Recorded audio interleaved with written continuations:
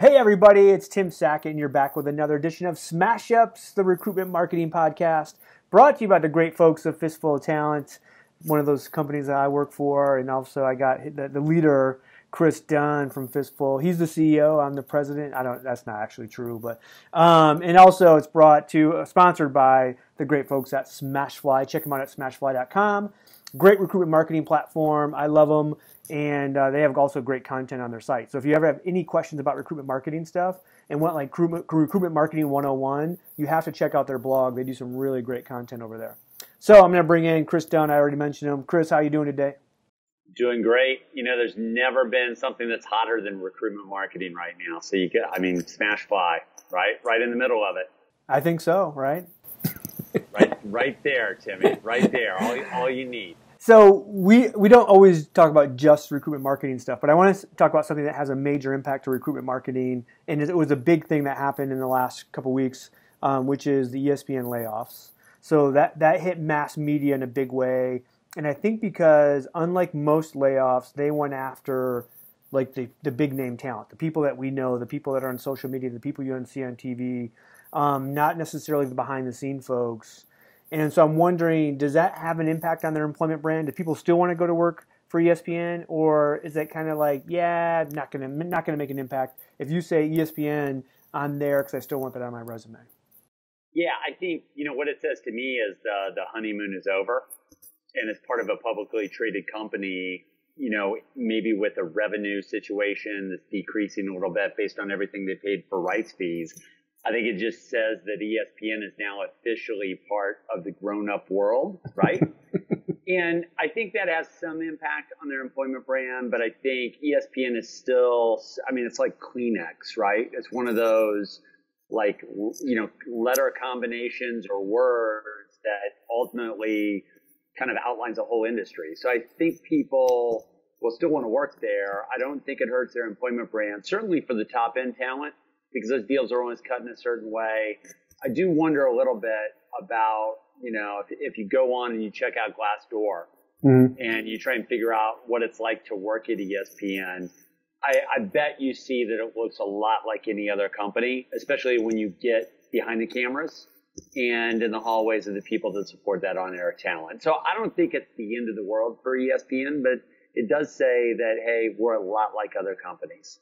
I will say, to go on with that, you and I both have a contact, at ESPN in the recruiting world, and great lady. I've asked her to come on before, different podcasts, videocasts, whatever it might be, and she's had to turn it down because legal has said, no, not so much for you. Right. So that kind of speaks to that it's still a traditional company, even though it has this great outwardly brand from that standpoint.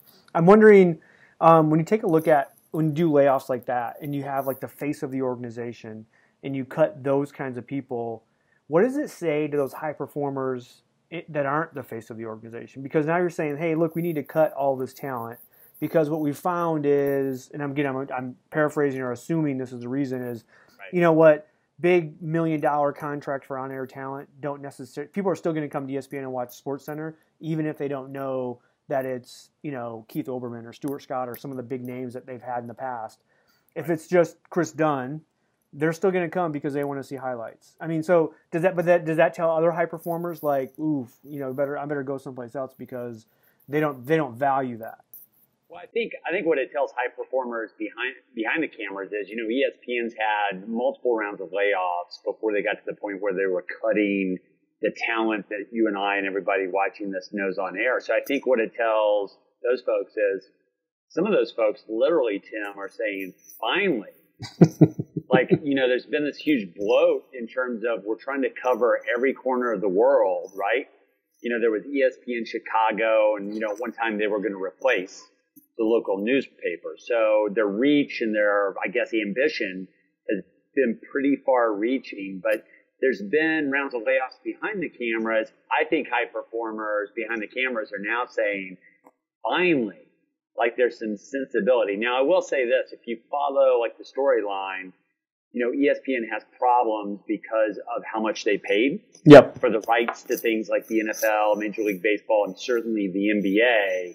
So if you really look at the economics of this, some of this appears to be window dressing, because cutting on-air talent is a way to say, hey, we're serious about being fiscally responsible and making this work. But if you do the math on what they paid for the fees versus what they're actually cutting, even with this on-air talent, it's not necessarily going to make a difference. So some of this is for the parent company Disney, some of it's for Wall Street. But back to your original point, I think all the pain that's been felt behind the cameras, and this is true for, the companies that maybe we've worked for in the past, some of our viewers have worked for in the past, maybe the last round of cuts to come is the executive level. Yeah.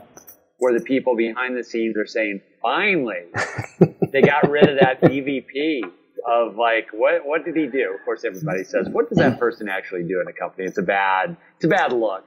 But I think it's similar to big corporate America in that way, right? Well, I think there was a culture at ESPN for so long. It seemed like, in terms of signing talent, that as soon as somebody retired, they instantly knew they had a multi-year, multi-million-dollar deal just to come and be a talking head at ESPN, right? So if you had any kind of career in Major League Baseball, football, basketball, whatever it might be, you automatically were going to go there. And I think someone finally said, does this really have an impact? And I think when we take a look at our own companies, sometimes you take a look at the same thing. Like, we always go out and say, oh my gosh, I want to hire I got all these recruiters coming in, right? And you and I both hire tons of recruiters. And so the question is like, okay, I got this resume. Oh, this person's from Google. And instantly we go, oh gosh, I want to hire the person from Google because, why not? And I'm always wondering, does that name recognition or that brand really bring anything versus the actual talent, skills, stuff like that? Yeah, and I think the other thing to think about, Tim, is when you think about the employment brand of this, you mentioned, a recruiter at ESPN, for example, of which there are many. Yeah. But when you think about that recruiter and the damage this does to the employment brand, I think it's really incumbent on the recruiter to have the right story to the candidate that they're reaching out to. Because one of the things that recruiter is going to say is, hey, those layoffs did go down.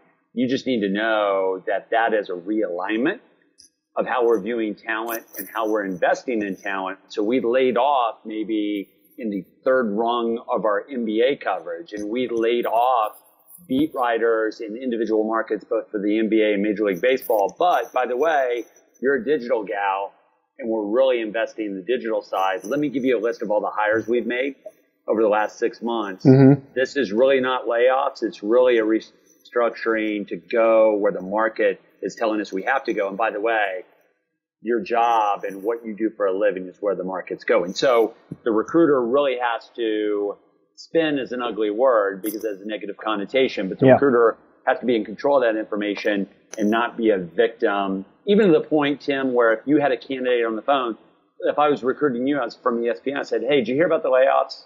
Because maybe I kind of sense that you're neutral. Like, to me calling you on the phone, you say, and you got to be proactive. You got to say, hey, did you hear about the layoffs? Yeah. Hey, let me tell you what that means for like the area you're in. We're reinvesting there.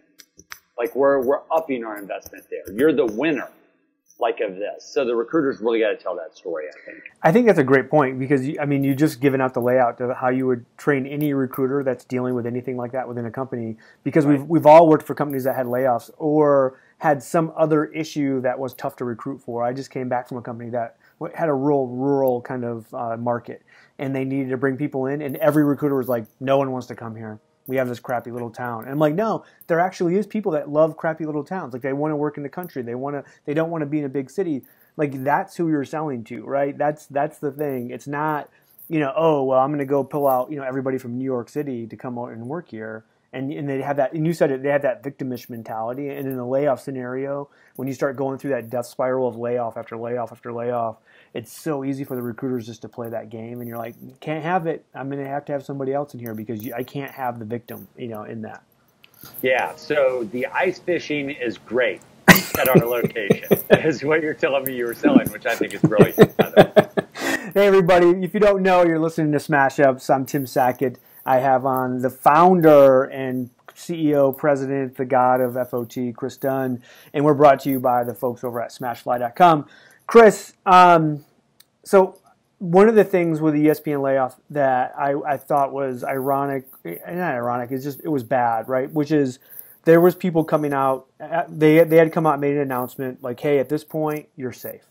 So if you work here, pull your head out of your desk, get out from underneath the desk and know that you're going to be safe and we're going on business as usual. And then 2 days, 3 days later, you kept hearing from people that were just heard about, oh, by the way, I just heard I'm no longer, thought I was safe and now I'm not. How do we keep screwing up layoffs? Why cannot? I mean, for me, I'm like, should the head of HR at ESPN be fired over this? Because eventually, there's in a social world, in a digital company like ESPN is, you can't have this. You have to have this thing so locked up that you're like, look, when we give out that announcement that it's all done, it better be all done, and it's otherwise heads are rolling, right? Yeah, and I thought there was a trail factor there, to be honest with you, Tim. Like when the all clear came out, I thought some people that were in control of these Twitter accounts with pretty big followings were maybe stunned and in shock a little bit. I thought some of those people came out late. Mm-hmm. So I think what you could say is hey, we're all clear, but by the way, Mr. and Mrs. Public, you may not have heard from everybody yet. Yeah, it's good. Everybody internally, hey, we're all clear. I felt like there was a trail factor there a little bit. It's probably a mixture of both, to be honest with you. But when you have those people that, were in shock, right? You deliver the news to me one day. I'm just stunned. I didn't ever think it would be me, much like Danny Cannell. Yeah.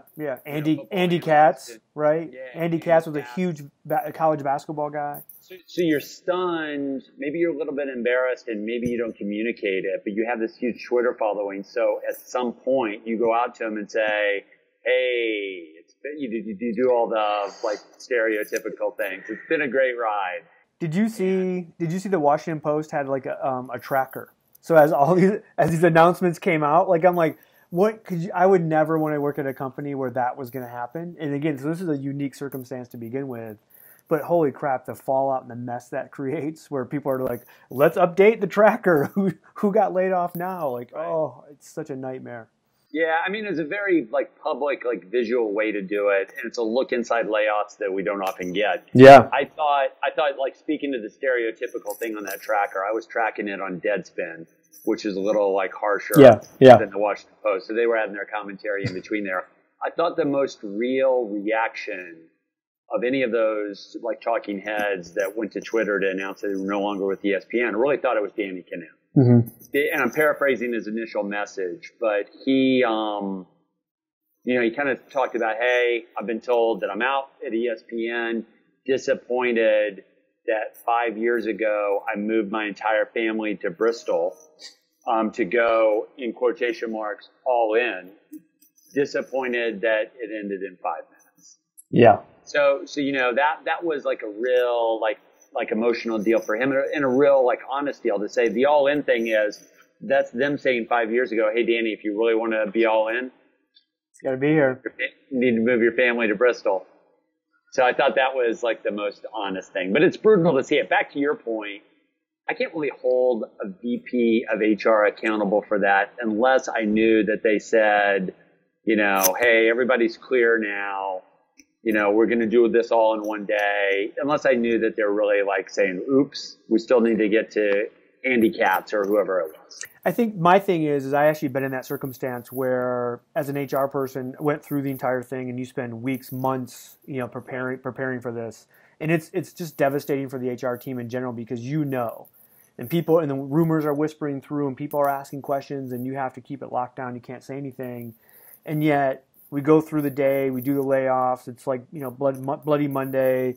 You just want to go home and have a drink at the night. And then you come back Tuesday morning and there's some executive, some C-suite going, hey, by the way, there's a couple more. And you're just like, right.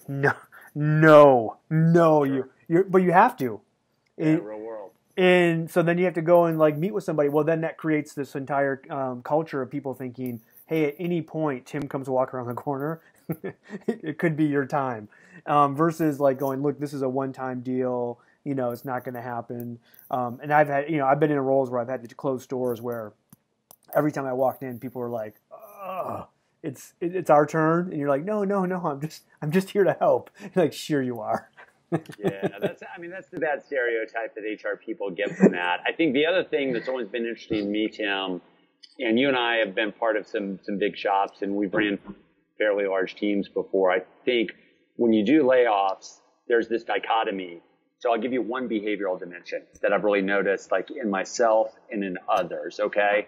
So obviously you want empathy when those layoffs happen from the standpoint of HR. You want empathy, but the people with the most empathy are inherently the ones that are most troubled long-term by delivering that news. Via the lower sensitivity, lower empathy folks, they don't like it, and they don't cherish it. They don't like anything about it, but they slept like babies the night before they had to go in and be a part of 35 meetings. Yeah. Slept like babies versus the people probably with the better line of sight to deliver the news and have some empathy.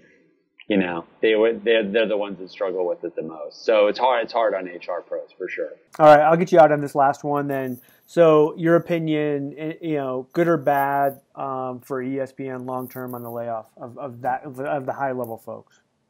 I think it's good. I think I think if you look without really getting inside the sports world too much, they were fat with cash for a long time.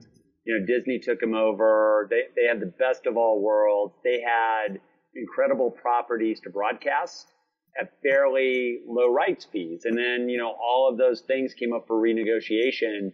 They paid a lot more money. And what they found is before they renegotiated those rights fees, obviously their expense side went up. They really tried to cover every corner of the universe. Yeah.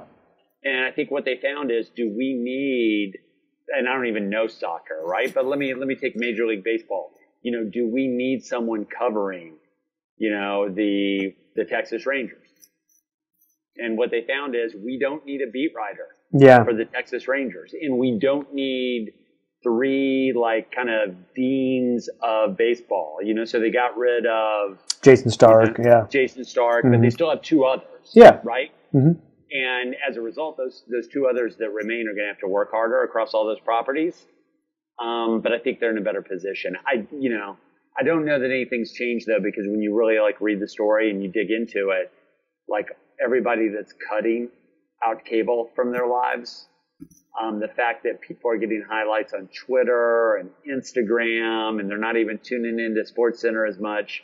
I think it's a good layout for ESPN. I think it's first step. I think I'll leave you with this, Tim. I think the best thing I heard was from Colin Cowherd, who used to run a talk show on ESPN's now over at Fox. His opinion was, this is the first year of 10 years that ESPN will do major layoffs. You're right. Because it gets back to how we consume television now. I mean, we'll go and watch an entire season of something over a weekend, or we have to watch something live. So it's either live entertainment, sports, or award shows, or any of that crap. Right. Or it's I want to consume an entire season at once. I don't want to wait week to week and watch commercials. I just want to buy it and watch it. And so that has a completely different take on how we're used to watching TV. And ESPN was caught in that traditional model. Right. Cool. KD, thanks for coming on. Smashfly, thanks for sponsoring. Of course, Fistful of Talent, thanks for allowing me to do all this. And just so you guys know, I didn't get laid off. KD signed me on for another 3 years. So we are good. You can check me out in the video podcast with a bookshelf in the back. I'm actually doing some new carpet, some paint, some new window coverings for KD because he didn't like my office. So we'll see. You're up in your game. We'll see everybody next time. We'll check you guys out.